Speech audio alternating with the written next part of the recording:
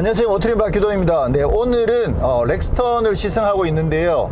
네, 지금 KG 모빌리티로 회사가 바뀌었죠. 그러고 나서 페이스리프트를 거쳤습니다. 그래서 이번에 시승하고 있는 모델은 페이스리프트와 함께 이름도 렉스턴 뉴 아레나라고 이름을 바꾸었거든요. 그래서 오늘은 렉스턴 뉴 아레나 중에서 최상위 트림인 더 블랙 트림을 지금 시승을 하고 있습니다. 자, 이름을 뉴 아레나라고 붙였는데요. 뉴는 뭐 이해가 되는데 아레나는 왜 붙였을까? 이 공간을, 실내 공간을 굉장히 고급스럽게 잘 꾸미고 극장처럼 그런 굉장히 매력적인 공간으로 꾸몄다라는 뜻으로, 그러니까 실내가 아레나라는 거죠. 그렇게 해서 이름을 뉴 아레나라고 붙였다고 합니다. 근데 지금 타고 있는 트림이 말씀드린 것처럼 더 블랙 제일 상위 트림이거든요. 그러다 보니까 이야, 이게 이번에 실내는 디자인이 진짜 많이 바뀌었거든요. 근데 이건 또 더 블랙이기까지 해가지고 실내가 엄청 고급스러워요.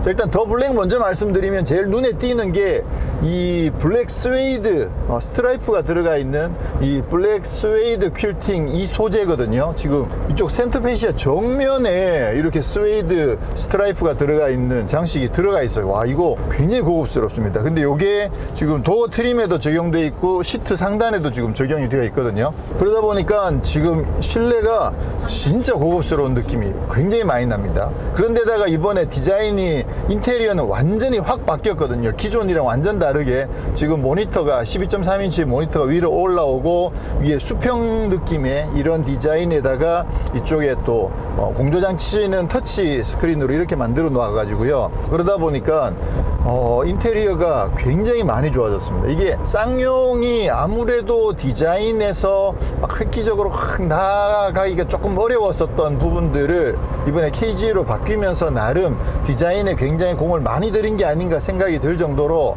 인테리어 디자인이 굉장히 많이 좋아졌습니다.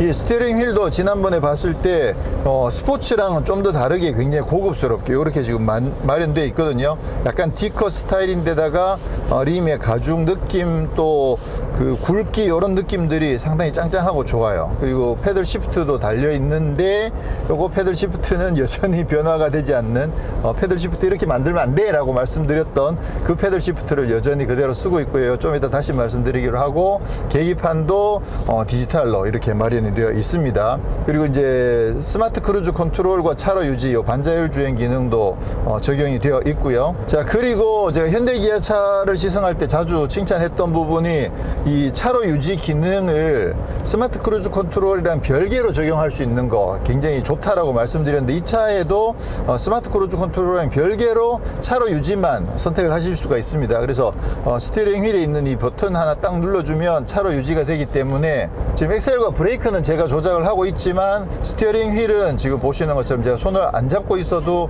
지금 차로 유지를 해주거든요. 이제 핸들을 잡으십시오 경고가 뜨고요. 근데 차로 유지도 차 덩치가 엄청 큰 걸 감안했을 때 차로 유지도 굉장히 잘해줍니다. 자, 그리고 앰비언트 라이트도 지금 여기 적용이 되어 있습니다. 지금 파란색으로 들어있는데 컬러가 총 30 몇 가지라고 그랬거든요. 그래서 기본적으로 10 몇 가지가 있고, 요게 또 자기 마음대로 움직이는 이게 파도 타기처럼 그 웨이브 형태로 움직이는 앰비언트 라이트도 있다고 그랬거든요. 근데 지금 차로 유지 기능이 터널에 들어오니까 얘가 이 차로를 인지를 못하네.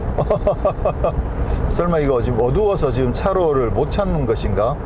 근데 기본적으로 차로가 인지가 잘 안 되면, 스마트 크루즈 컨트롤을 켜게 되면 그러면 앞차를 추종을 할 수 있거든요. 그래서 순간적으로 잠깐 차로가 인지가 안 되더라도 앞차를 따라서 갈 수 있는 기능이 활성화가 되는데, 지금은 스마트 크루즈 컨트롤 안 킨 상태에서 지금 차로 유지만 켜놓다 보니까 지금 어두운 상태에서 차로 인지를 못 해가지고 지금 차로 유지가 작동이 안 되고 있네요.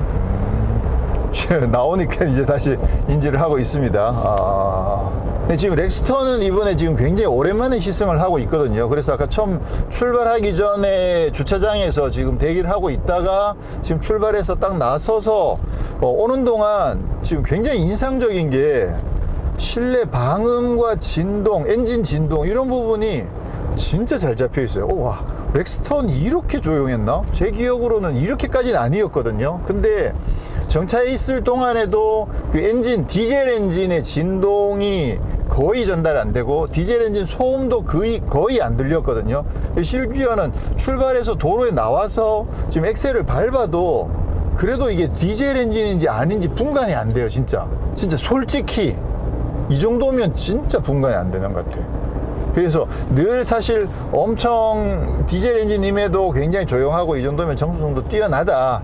근데 아무래도 가솔린만큼은 아니다. 이런 말씀을 계속 드릴 수밖에 없었는데 지금은 이 소리가 이거를 디젤이라고 이야기할 수 있는 건가? 가솔린도 이런 소리 날 수도 있거든요.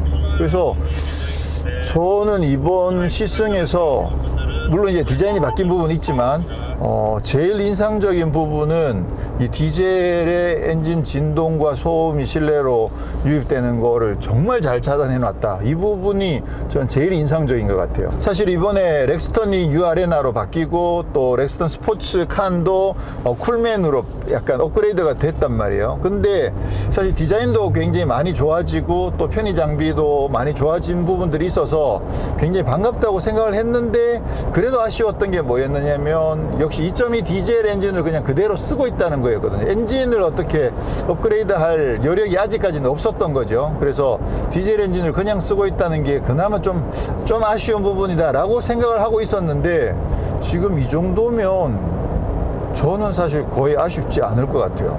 왜냐면 현실적으로 이게 디젤 엔진 진동 소음만 잡아준다고 하면 현실적으로 여전히 디젤이 매력이 있긴 하거든요. 네. 아무래도 이제 환경에 대한 부담도 있긴 하지만 그런 부분들을 어쨌거나 관리를 조금 잘 해주고 한다는 전제 하에서 볼 때 아무래도 가솔린보다는 연비도 더 좋고 토크도 더 높고 현재 어쨌거나 뭐 디젤 기름값도 다시 조금 내려와 가지고 이제는 정상을 찾았고 그런 거 감안해 보면 여전히 이렇게 무거운 SUV에서는 디젤이 나름 여전히 매력이 있는데 이 정도로 조용하다 그러면 저는 이거 굉장히 좋다고 생각합니다. 지금 아까 차로 유지를 터널에서 잠깐 놓쳤었는데 지금은 또 잘 따라가고 있거든요. 그러니까 결국 아까 그 터널 자체가 좀 유독 어둡긴 했어요. 어둡긴 했고 중간에 그 분리대가 있으면서 차로 인지가 조금 잘 안 되는 그런 정도였었거든요. 그러다 보니까 좀 인지를 잘 못했던 것 같고 지금은 터널에서도 차로 유지를 잘 해주고 있습니다. 자, 그리고 이번에 뉴 아레나 같은 경우에 또 승차감 부분을 개선을 했거든요. 그래서 그 쇼크 옵소버 내에다가 장치를 집어 넣어 가지고 그 충격을 흡수할 수 있도록 잘 흡수할 수 있도록 그렇게 해 가지고 승차감을 굉장히 개선을 많이 했다고 그래요. 특히나 뒷좌석 승차감이 많이 좋아졌다고 하는데 제가 봤을 때 이 서스펜션 쪽 승차감은 뭐 충분히 괜찮은 것 같아요. 그렇긴 하지만 아무래도 이게 바디온 프레임이다 보니까 요철을 좀 지나갈 경우에는 결국은 위에 그 프레임 위쪽 바디가 약간 그 이격에서 일어나는 진동이 좀 있을 수밖에 없거든요. 그거는 뭐 바디온 프레임에서는 어쩔 수 없다고 봅니다. 그래서 꽤 무시할 정도까지 됐었다고 생각했는데 그래도 또 요철을 좀 큰 거를 지나가다 보면 그러면 아무래도 일반 SUV 그러니까 모노코크 타입의 SUV에서는 좀 느끼기 어려운 그런 진동이 조금 있긴 있습니다. 근데 그건 뭐 이 바디온 프레임의 어쩔 수 없는 구조적인 부분이니까 뭐 그 정도는 뭐 충분히 억셉트 할 수 있다고 생각을 하고요. 근데 전체적으로 승차감은 굉장히 좋아졌네요. 근데 이게 이렇게 승차감이 좋아져 버리면 만약에 좀 이렇게 막 급 차선 변경을 한다든가 아니면 좀 급하게 와인딩을 해야 되는 그런 상황에서는 과연 롤을 잘 잡아낼 수 있을지 조금 의심이 가긴 하는데 아마 오늘 그렇게까지는 테스트를 못할 것 같고요. 네, 그렇게 해서 일단 승차감도 상당히 좋아졌고 그래서 이번에 이 아레나는 일단은 만족도가 상당히 높습니다. 지금 가격대가 4천만 원 중반대에서 형성이 되지만 헤드업 디스플레이가 없다는 부분이 좀 많이 아쉽죠. 그래서 헤드업 디스플레이가 없다는 것만 제외하면 그러면 전 디젤이 아쉬울 줄 알았는데 디젤도 지금 디젤 엔진인 것도 크게 아쉽지도 않고, 그래서 저는 만족도가 상당히 높은 상황입니다. 지금 자동 8단 변속기도 지금 전자식으로 조작을 하게 되어 있고요. 모니터도 12.3인치 큰 게 적용되어 있고, 기본적으로 내비게이션 적용되어 있고, 이게 그 카플레이랑 안드로이드 오토가 아직 적용이 안 돼 있거든요. 근데 지금 이번에 OTA는 적용을 했습니다. 그래서 향후에 뭐 안드로이드 오토나 카플레이 같은 부분은 향후에 OTA를 통해서 제공을 할 계획이라고 하니까, 그러면 뭐 그것도 지금으로선 크게 아쉽지는 않겠죠. 근데 보통 안드로이드 오토를 쓸 때 제일 많이 쓰는 건 사실은 그 내비게이션이거든요. 전화나 오디오 이런 부분들은 블루투스로도 기본적으로 되는 상황이었고, 근데 이제 안드로이드 오토를 쓰게 되면 폰에 있는 내비게이션을 이쪽에서 미러링을 통해서 볼 수 있으니까 사실 그게 좀 제일 많이 쓰는 기능인데, 근데 기본적으로 뭐 내비게이션이 들어 있으니까 당장은 크게 아쉽지는 않지만, 아무래도 이거 쓰는 것보다는 핸드폰에서 쓰는 게 훨씬 유리하죠. 어떻게 편하냐 하면, 집에 있을 때 오늘 목적지를 미리 핸드폰 내비게이션에서 미리 검색을 해 놓잖아요. 그리고 차에 타면 그게 바로 여기 뜨니까 차에서 다시 목적지 검색 이런 거 안 해도 되니까 그거 사실 편하거든요. 그래서 그런 거 감안하면 또 OTA로 빨리 안드로이드 오토 이런 거 빨리 업데이트가 되면 좋겠다는 생각이 드네요. 야, 진짜 조용하다. 야, 럭셔리 SUV 맞습니다. 네. 근데 확실히 가속할 때도 디젤 느낌이 진짜 안 들거든요. 이거 디젤 소리가 아니에요. 디젤 소리는 결국은 조용하다고 하더라도 가속을 할 때 엔진이 그 겔겔겔겔 하는 그 디젤 느낌이 들기 때문에 이게 좀 거부감을 느끼는데, 지금은 가속할 때도 엔진의 음색 자체가 디젤의 그 겔겔겔 소리가 아니에요. 이거 봐요. 이러니까 괜찮지, 이 정도면. 잘 해놨네. 오늘은 오프로드 주행도 약간 있어가지고요. 지금 타이어를 올트레인 타이어를 지금 다 끼워 놨거든요. 그러니까 약간 오프로드 타이어를 지금 끼워 놓은 상황이에요. 그래서 아무래도 온로드에서 승차감이 조금 나쁠 수도 있는데 지금 전혀 나쁘다는 생각이 들지 않습니다. 상당히 마음에 드네요.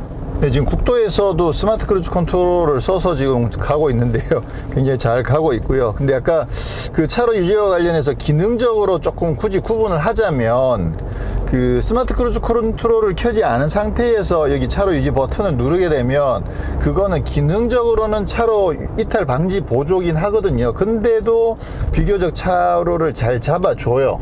근데 스마트 크루즈 컨트롤을 켜게 되면 그 차로 유지 보조 불이 꺼져 버리고요. 그리고 스티어링 휠 그림이 뜨거든요. 그렇게 되면 결국 이제 이게 차로 유지 보조인 셈이긴 하죠. 근데 또 이거 같은 경우에는 스마트 크루즈 컨트롤을 키면 자동으로 활성화가 되어 있는데, 만약에 이렇게 브레이크를 밟든지 하면 순간적으로 스마트 크루즈 컨트롤 해제가 되잖아요.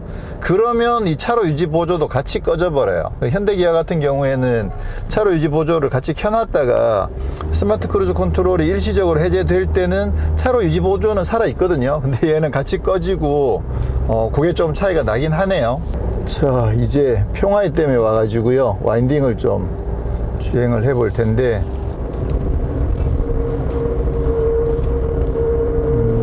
롤이 크긴 한데 대책 없이 확 넘어가지는 않고 그래도 좀 버티긴 합니다. 살짝 초반에 아무래도 이렇게 조금 기울어지지만 그 다음부터는 좀 버티고 있어 가지고요, 생각했던 것만큼 그렇게 심하게 훌쩍 넘어가는 정도는 아니긴 하네요. 그리고 지금 타이어 자체도 지금 AT 타이어를 장착한 상황이어 가지고 과격한 와인딩을 하긴 좀 힘든 상황인데, 그래도 우려했던 것보다는 나쁘진 않은 것 같아요. 네, 렉스턴 U 아레나 지금 온로드 주행을 해봤는데요.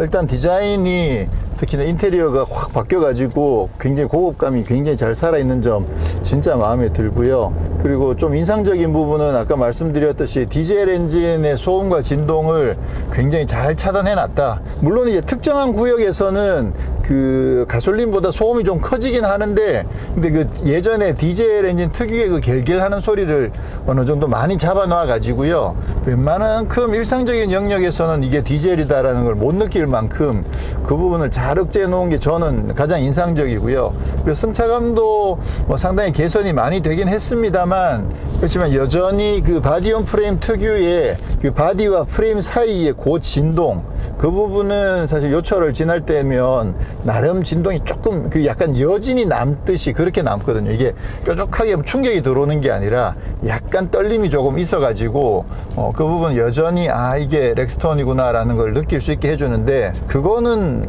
아마 처음 타시는 분들은 이게 왜 이래 이렇게 당황하실 수도 있어요. 분명히 그렇긴 한데, 또 뭐 이 차를 알면 뭐 당연히 그럴 수밖에 없다라고 생각하면 뭐 크게 문제가 되는 정도는 아니다라고 생각을 하고요. 그래서 전반적으로 뉴 아레나는 일단 저는 인테리어 디자인이 바뀐 것만으로도 굉장히 많이 만족스럽고요. 그리고 OTA나 또 인포콘이나 뭐 그런 여러 가지 부분들이 많이 업그레이드 된 부분들이 있어서 저는 뭐 굉장히 만족스럽다고 생각을 합니다. 자, 지금부터는 오프로드를 주행을 해보도록 하겠습니다. 여기가 평화의댐 근처에 있는 곳인데요.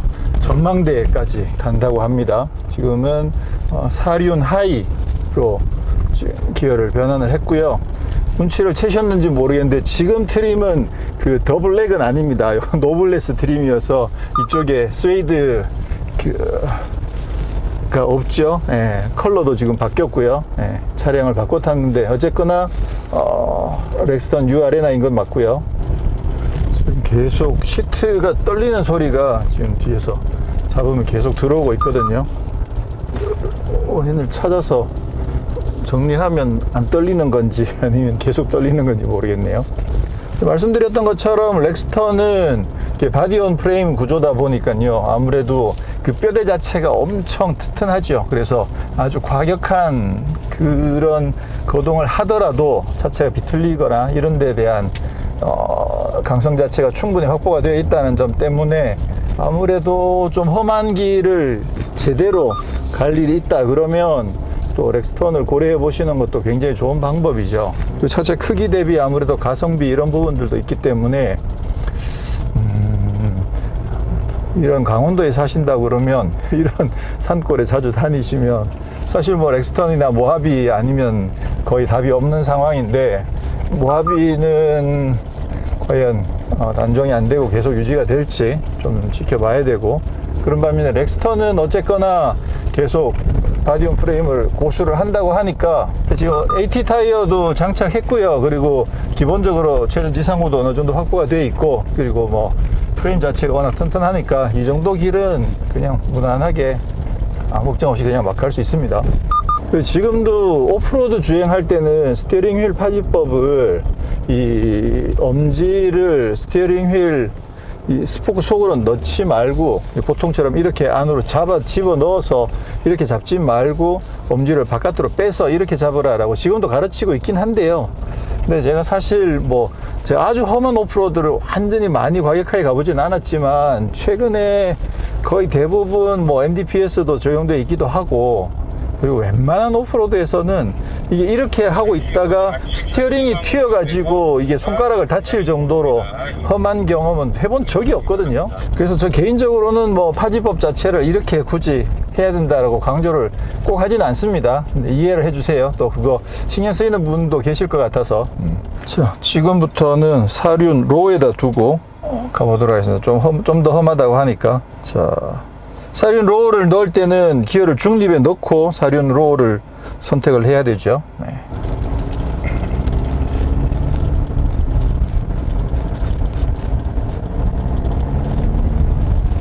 자, 내리막에서는 HDC를 써보도록 하겠습니다. 간격을 벌린 다음에 브레이크를 떼고, 네. 지금 브레이크를 다 뗀 상황이거든요. 속도가 너무 늦네. 네, 지금 이 HDC는 속도 컨트롤이 따로 되는 것 같지는 않고요. 충분히 저속을 유지하면서 그래도 내려올 수가 있습니다. 근데 사실 아직까지도 굳이 4L을 넣어야 될 만큼 험하지는 않거든요. 이 정도도 이거 사실 이 정도면 2H로도 사실 갈 수 있는데, 그냥 4H 정도만 해도 4H 정도 하면 충분히 가고요. 아직까지는 2H로도 갈 수 있는 수준이긴 하거든요. 아무래도 이게 산길이어서 특설 오프로드는 아니어서 되게 무난하게 잘 갈 수 있습니다. 이 정도라면 네, 여기 내리막길은 좀 좀 험하네요. 자, 정상에 도착했습니다. 사용해 주시기 바랍니다. 여기는 HDC 써가면서 이렇게 내려가면 아무래도 좀 부담이 덜 하죠. 예.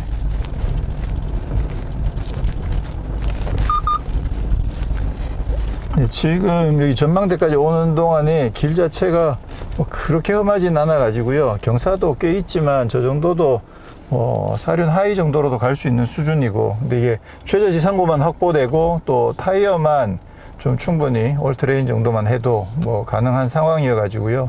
렉스턴한테 이 정도는 뭐 너무 쉽네요. 근데 사실 이런 차가 아니면 여기에 들어오겠다고 엄두를 좀 내기 어렵긴 하죠. 예.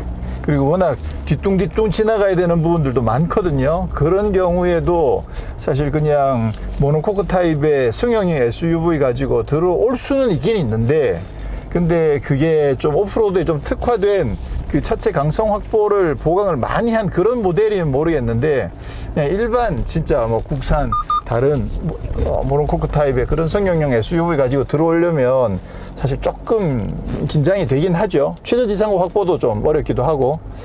그래서 뭐 렉스턴으로서는 너무 쉽게 왔는데 그래도 나름 의미 있는 오프로드 주행이었다고 생각을 합니다. 네, 이번에는 역시 페이스리프트 된 렉스턴 스포츠 칸 쿨맨을 가지고 오프로드를 주행을 해보겠습니다. 아까 아레나를 타고 올라왔던 길을 이번에는 이제 쿨맨을 타고 내려가는 거죠. 근데 보셨던 것처럼 오프로드 코스 자체가 아주 뭐 험악한 그런 정도는 아니어가지고, 이거 뭐 쿨맨 가지고 여기 가는 거는, 오프로드를 가는 거는 그냥 껌이에요. 그래서 오프로드에서 특별히 뭐 보여드릴 만한 건 없고, 사륜 하이, 사륜 로를 써가면서 주행을 하면 되고, 내리막에서는 HDC를 쓰고 뭐 그런 부분들. 그래서 오프로드는 일단 그냥 간단하게 영상으로만 보여드리고, 그리고 이제 온로드에서 좀 아레나랑 어떤 점에서 차이가 나는지, 또 쿨맨은 어떤 점이 개선됐는지 한번 다시 살펴보도록 하겠습니다. 지금 보시면 디젤 소리, 겔겔겔 소리가 들리거든요. 소리 들리시죠? 근데 요거를 문을 딱 닫으면 진짜 억제가 많이 돼요.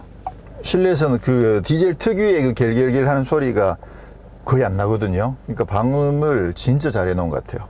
네, 이번에는 렉스턴 스포츠 칸 쿨맨으로 지금 온로드 시승을 할 텐데요. 지금 여기 화천에서 강원도 고성까지 시승을 해보도록 하겠습니다. 자, 일단 스포츠 쿨맨 같은 경우에 이번에 페이스리프트를 하면서 인테리어가 기본적으로는 아레나랑 같은 디자인입니다. 그러니까 라인이라든가 이 디자인의 프레임 자체가 기본적으로 아레나랑 똑같긴 한데, 근데 느낌상으로 어떤 거냐면 약간은 하위 트림 같은 그런 느낌이 살짝 들게끔, 그래서 스티어링 휠이나 아니면 기어 레버나 아니면 시트나 또는 이런 장식, 이런 부분들이 조금은 고급스러움이 조금 빠진 그런 느낌이에요. 그래서 스티어링 휠도 아레나에는 이거 아니었죠. 조금 더 고급스럽고 T컷에 약간 각도 좀 더 져 있고, 그리고 안에 버튼도 좀 더 고급스럽게 되어 있는 그 스티어링 휠을 쓰고 있었는데, 이거는 기존에 쓰고 있던 그 스티어링 휠이에요. 그래서 이 체어맨 로고도 붙어 있는 이 스티어링 휠을 그냥 그대로 쓰고 있는데, 기능적으로는 똑같습니다. 이번에 역시 그 반자율 주행 기능들이 들어가 가지고요, 스마트 크루즈 컨트롤과 차로 유지 기능들을 여기서 설정하실 수가 있고요. 그리고 모니터, 계기판, 또 이쪽 에어컨 조절하는 패널, 이런 부분들은 똑같은데, 아래 보시면 기어 레버가 요거 이제 기존의 전통 방식의 그 기어 레버죠. 스텝 게이트식, 벤츠 때부터 쓰고 있던 이 스텝 게이트식 기어 방식을 그대로 쓰고 있고요. 와, 이거 평화의 댐 밑에 있는 터널이네요. 지금 터널에 와서 엑셀을 밟으니까 외부 소리도 조금 더 크게 들리잖아요. 그러다 보니까 좀 그 디젤 사운드가 좀 많이 들렸는데, 나오니까 역시 또 꽤 많이 조용해졌죠. 야.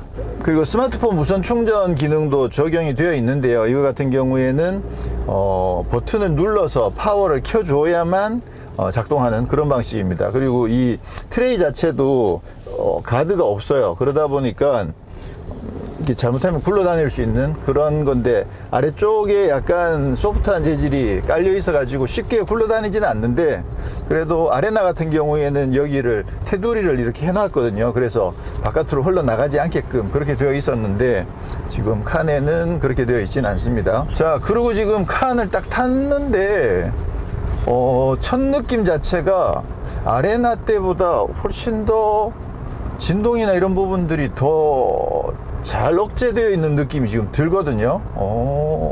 이 아레나 때는 바디움 프레임 특유의 그 위아래 진동을 조금 말씀드렸잖아요. 근데 이 차는 그게 아레나보다 좀 더 억제가 잘 되어 있는 것 같아요. 이게 더 억제가 잘 되어 있나? 그리고 2륜, 4륜 전환하는 이 다이얼도 디자인이 조금 다릅니다. 기존에 쓰고 있던 건데, 지금 칸 같은 경우에는 그 전자식 브레이크가 적용이 안 돼 있거든요. 그러니까 오토홀드도 쓸 수가 없고요. 지금 핸드 브레이크를 그냥 그대로 쓰고 있습니다. 그러다 보니까 그 스마트 크루즈 컨트롤을 사용할 때도 이게 속도가 줄어들어서 정차를 하고 나면, 그러면 시간이 조금 지나면 스마트 크루즈 컨트롤이 해제되어 버리거든요. 오토홀드가 있어야만, 그래야만 정차와 재출발까지 같이 기능을 작동할 수가 있는데, 이게 오토홀드가 없으면 정차 재출발이 안 되거든요. 그러다 보니까 여기에도 스마트 크루즈 컨트롤이 적용되어 있어서 앞차가 정차하면서 따라서 정차하는 것까지는 되는데, 그 다음에는 시간이 얼마 안 지나고 바로 출발하면, 뭐 3초 내로 바로 출발하게 되면은 그냥 그대로 유지가 되지만, 3초가 지나버리면 이게 스마트 크루즈 컨트롤이 해제되어 버리거든요. 그래서 브레이크를 밟아줘야 돼요. 브레이크 밟고 있다가 좀 기다렸다가 이제 앞차가 만약 출발하게 되면 이쪽에 있는 리튬 버튼을 눌러주면, 그러면 다시 작동을 하는 거죠. 그리고 이번에 이제 쿨맨이 출시가 되면서 이 스포츠카는 그 바디 프레임 위에 있는 이쪽 캐빈이랑 화물칸 이쪽에 부싱을 좀 더 보강을 했다고 그래요. 이게 구조적으로 승객이 타고 있는 이 캐빈이랑 화물칸이 분리가 되어 있어야 되거든요.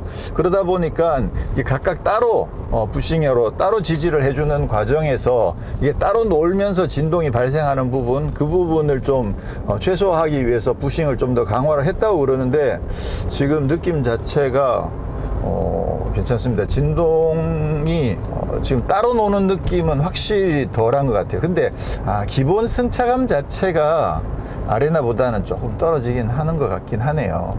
이게 아무래도 이제 이건 화물로 써야 되잖아요. 그러다 보니까 기본적으로 노면에 들어오는 충격이 조금은 더 많이 전달되긴 해요. 근데 느낌적으로는 그 프레임하고 바디가 따로 노는 그런 느낌은 아레나보다도 오히려 이쪽이 훨씬 더 적다는 느낌이 좀 드는 게 조금 이해가 잘 안 되긴 하는데, 근데 느낌적으로는 그래요. 그래서 이쪽이 훨씬 더 안정감 있다는 생각이 듭니다.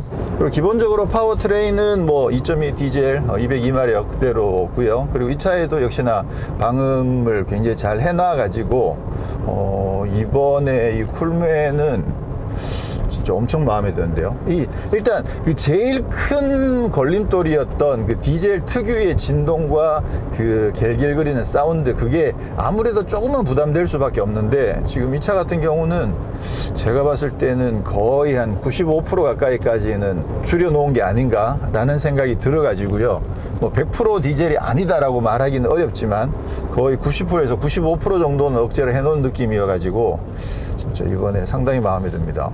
그리고 저기 샌드 컬러도 이번에 새롭게 추가가 됐잖아요. 근데 저게 조명 아래 있을 때는 굉장히 너무 밝게 느껴져 가지고, 야, 이거 좀 너무 밝아서 이거 괜찮을까 했는데, 실제로 도로에 나와서 보면 의외로 나쁘지 않습니다. 저 샌드 컬러. 그래서 굉장히 잘 어울린다는 생각이 들어서, 그 랭글러에도 샌드 컬러가 나름 이게 샌드 컬러 자체가 약간 사막이랑 좀 비슷한 느낌이잖아요. 그래서 그 사막으로 나가는 부대들도 그런 사막 컬러를 입는 것처럼 저 컬러도 굉장히 잘 어울리네요. 실제로 도로에 나왔을 때는 그 조명 아래 있을 때보다 덜 밝아요. 나쁘지 않습니다. 그리고 어제 오프로드도 뭐 간단하게 타봤습니다만, 기본적으로 뭐 오프로드 성능 자체가 워낙 좋은 편이어 가지고요. 그리고 이제 LD까지 적용을 하게 되면 또 홈로 탈출하는 능력도 상당히 괜찮죠. 야, 이번에 쿨맨은 꽤 많이 기대가 되는데요. 아무래도 이 렉스턴 스포츠 이 픽업 자체가 지금 KG로서는 제일 효자 모델이기도 하고, 또 국내에서는 경쟁 모델이 없는 타의 추종을 불허하는 그런 독보적인 존재인 만큼 사실 어떻게든 잘 관리를 해가지고 이 우위를 계속 유지를 해줘야 되겠죠. 지금 수입차들 픽업들이 계속 많이 들어오고 있는데 아무래도 가격 경쟁력 면에서 좀 차이가 많이 나고요. 그리고 또 현실적으로 아무래도 디젤이 그 유류비 이런 면에서는 좀 더 유리하죠. 그래서 배기량에서도 또 유리하기도 하고, 그런 걸 감안하면 이번에 그 디젤 소음을 잘 억제해 놓은 부분들은 그런 단점들을 꽤 많이 상쇄해 주는 그런 게 아닌가라고 생각이 들어서 저는 기대가 상당히 많이 됩니다. 네, 오늘은 어제부터 이어서 렉스턴 U 아레나, 그리고 렉스턴 스포츠, 스포츠칸, 쿨맨까지 오프로드 온로드 시승을 강원도 또 일대에서 시승을 했는데요. 상당히 만족스럽네요. 사실 뭐 큰 변화가 있을까 싶었는데 기대했던 것보다 훨씬 만족스럽습니다. 디자인, 뭐 소음, 편의 장비, 또 뭐 OTA 이런 부분들까지 굉장히 만족스러워 가지고요. 좀 기대가 많이 됩니다.